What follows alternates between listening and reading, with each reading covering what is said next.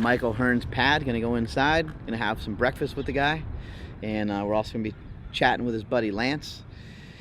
And whatever O'Hearn cooks up for breakfast, I'm gonna eat. So even if there's some carbs, even if there's some oatmeal or pancakes or whatever going on, I'm just gonna enjoy whatever the hell he's cooking up.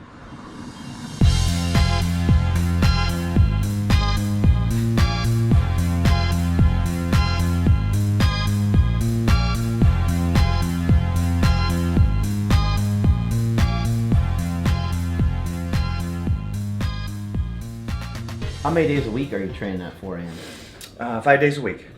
5 days a week. Just Monday right through Friday, or is there a day off in between? I try to take days off during the week and try to get on the weekend, but you met Gavin. Yeah. So my training partners are pretty savage outside of the gym. So they're not ones to miss. Right. So we have to give and take, and so I give up some of the recovery for the training. Right. Which again, I don't recommend. But you said something earlier, and you said, I don't think people comprehend how much we love training. Yeah. And for us to try to say that to them and tell them what it means to it, I need the fight. I need that mental battle within myself every morning. I wake up, and it's that gladiator walking into the ring. I need my gym. And it's not against the guys I'm training with, it's just, I need it. I want to battle myself in that sense. Yeah. And go in there and crush something. So. Who is your mentor? Who are you motivated by, moved by throughout your life? As I was growing up, obviously Arnold's a key point and Bruce Lee, but I always wanted to be a connection of both. I wanted to be a martial artist. I wanted to be an athlete. I wanted to look like Arnold and have that. It wasn't his body, and I know people hate that. Well, his body was the greatest in the world. It's what he did and how he looked, and his personality was the greatest thing in the world to me. Yeah. You know, Flex Wheeler had the greatest body to me.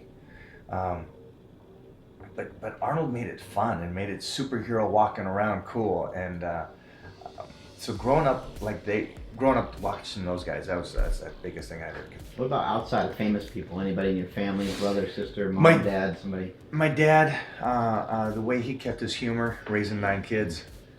Mostly our 9 kids. I always forget that you were part of 9 kids.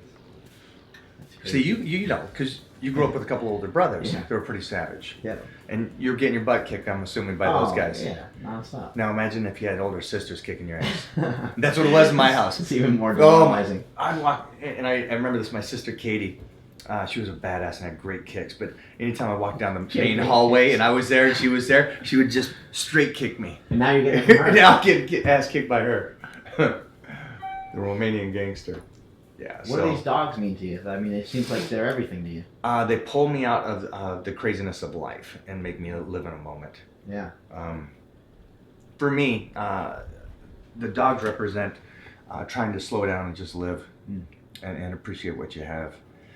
Never upset, nothing's wrong. And you don't get rattled very easily. I've never seen you get emotional. We did talk about that one fight you almost got into, but yeah, I was pulled out of my realm for a day and a half. Pulled out of your zone. Yeah, it's there's a cool connection for me with them. I'd be that guy you see that's up there in the wilderness with the bears if I could. Yeah. Except I love the gym too much, so I'll bring the wolves to me. Well, and the bears might rip you apart. Yeah. The dogs are probably safer. There was a moment I thought I could wrestle a bear. In my 30s, I was so big and strong, I actually go, I want to wrestle a bear. There's people that have. There's people that... What an idiot. Well, now instead of a bear, you wrestle a rhino. Yeah. Yep. You got another battle coming up with the rhino? I got my boy. Yeah. Oh my God. Yep. Let's see. You had a squat. You guys had a squat battle. You had a couple battles going on. We had a squat battle. We had a pose off before. So this is he's got to come back. He's got to kick my ass on this one. Yeah. When he started when he was getting more into the muscle and fitness and the lifting and he turned pro as a bodybuilder is when I knew who he was, and I was excited to meet him because the first time I got to meet him, he came to Gold's Gym and was doing deadlifts for muscle and fitness, and I stopped my workout and just started cheering him on and getting him amped and shit. And it was because he was by himself with all the cameras and stuff, and that's never going up to something big. And I found out later he was only going to go to something like 675, and he went to 765. Or something like that. I don't know what he did. but he got a double. I think it was 765. That sounds very Yeah, Rhino-like. yeah. Very, very strong. Yeah. And it was fun. I had the whole gym like just pumping him up and yelling at him and getting him ready and stuff. And that was our first meeting. Loved him. Yeah, he's definitely an awesome guy. Who else have you been motivated by? Jay Cutler. Jay's great. He's Jay's Jay. You know, there's no. He's a really good person. He's just super a good nice, person. super kind.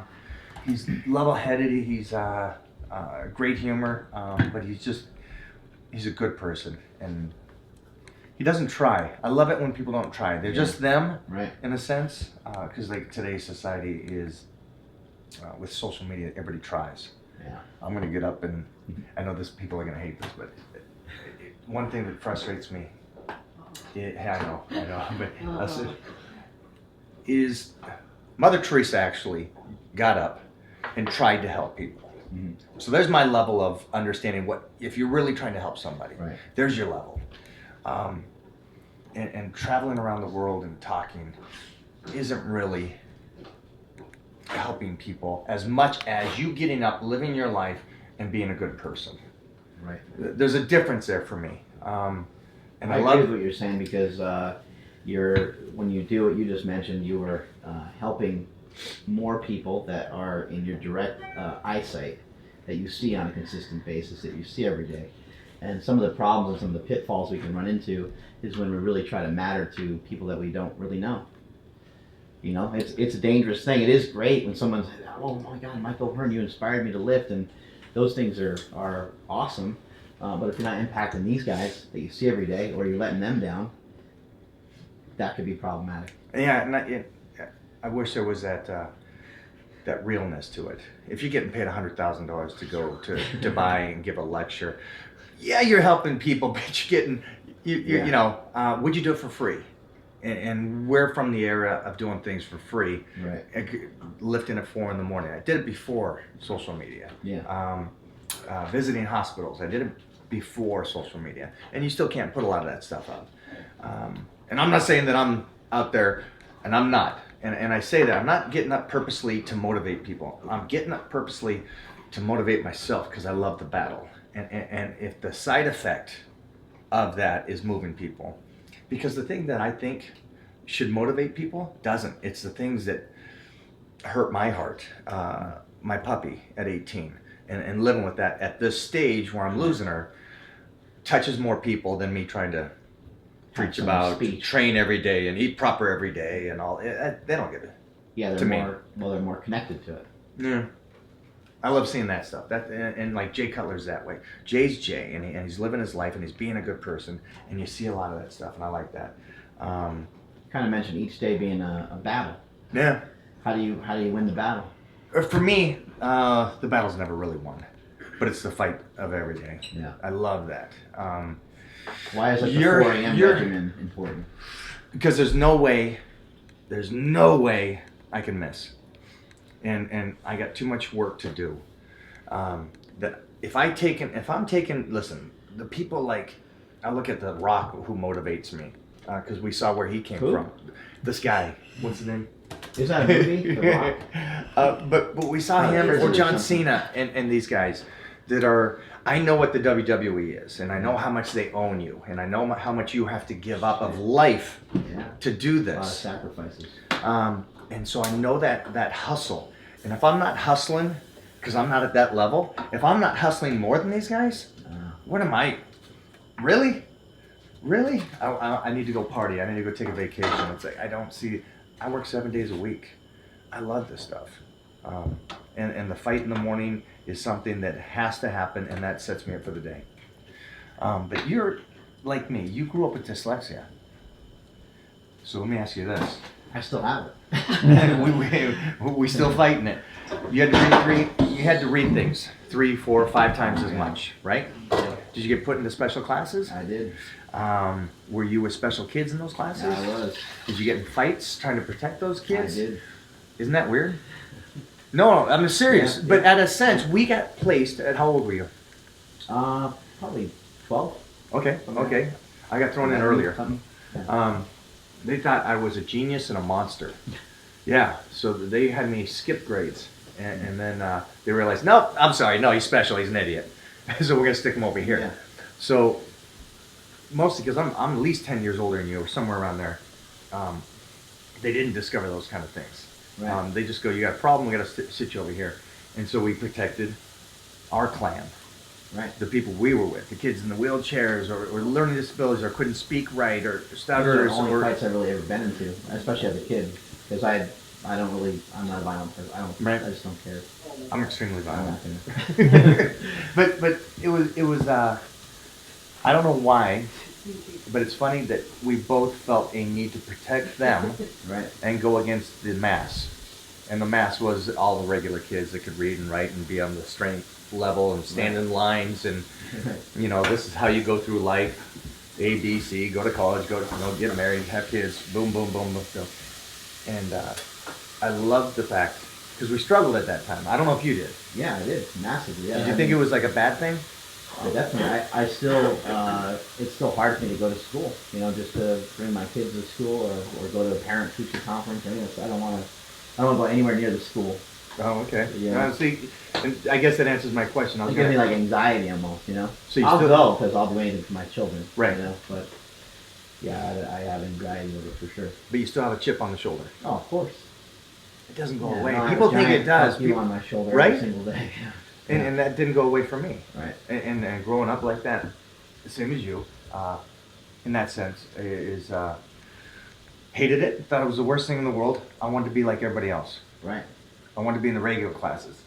I wanted to hang out with those guys. And until we got to high school, I don't know about you, but when we got to high school and our athletic ability came out, then it was like, Right. I'm with you guys. I'm with all the athletes and stuff, but I'm still not one of you. I'm still over here. Right. And not until 30s did I go, God, that was the greatest thing that ever happened to me, getting put in those classes, getting in those No, I ways. agree. I always felt, you know, there was like, I don't know about your school and stuff, there was kind of like cliques in my school. I was never part of any of it, you know, I was never part of it. You know, because it's a weird thing when all of a sudden people gravitate towards you because you're like, oh, you're good at football or whatever. You're like, where were you yesterday, dude? Yep. You know what I mean? That's when my dog thing started. Yeah. Because I got put in special ed early, I started training early, and I started working out I started running first. It was my first sport. And then, don't laugh, I know, until my legs grew, I would run. Didn't know it helped later in gladiators, but it was, I would do the school. If I had to protect them or whatever it was what it was. And then I'd leave from school, I'd go home, and I'd work out. And our whole basement was set up with weights because my dad was a bodybuilder and a football player, and my mom was a martial artist, so the family was bred, you know? That's awesome. And I'm the youngest, so I got all these older brothers and sisters that are training. And so my goal was always to beat the next one, get better than, or do better than. And I would train, and even though we came from a big family, we were very much loners in a sense. And so I connected with animals and the lone wolf kind of attitude. Yeah. I would train, I'd go to school, I'd come home and train again. That was it. That was my schedule. That's still the schedule. And that's still the schedule. So our boy Lance over here, you know, he doesn't know. I don't think he knows the secret. And I think you should let him know the secret. Secret of? The secret of you helping him, but he doesn't realize how much he's helping you. Oh, yeah. No, it's the pay it forward. Right. I go to hospitals to try to cheer up kids with my dogs. And then so people think, oh, that's a great thing. You're doing it for the kids. Like this for me. Sorry, yes, and I'm trying to do something good, but you don't realize charity of any sort, or helping somebody, or being kind to somebody, how much it makes you. Right. And it really, and it's that whole thing. Like I said, I don't wake up at 4 a.m. to motivate people because I want to go train. I want to do it for me. Right. And the side effect is this.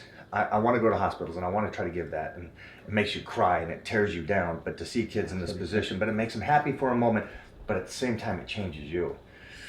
And I'm cool with going to those extreme places that actually make me feel. Instead of trying to be the level-headed guy that's always cool and no crying and all this. I'm a big crier. She'll tell you that. I feel passion. I'm extreme when it comes to that. And seeing somebody like Lance and the transformation and seeing somebody as a father like he is, it's like, wow, that's... All right, man. I appreciate you sharing all that with us. Let's eat. Let's eat something. Yeah. Yes. All right. Get something. I should have the Wonder Woman, but I'll go with the Superman. There you go. It's a flag seat. Salute.